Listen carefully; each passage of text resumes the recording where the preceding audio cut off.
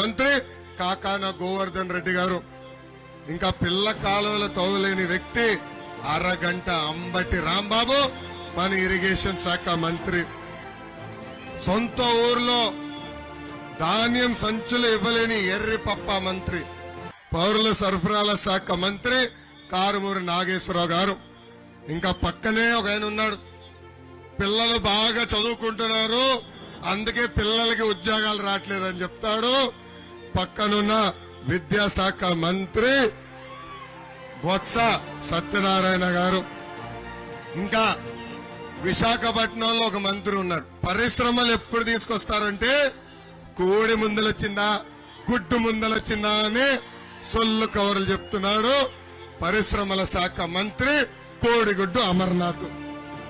ఎంత అద్భుతమైన కేబినెట్ స్వామి.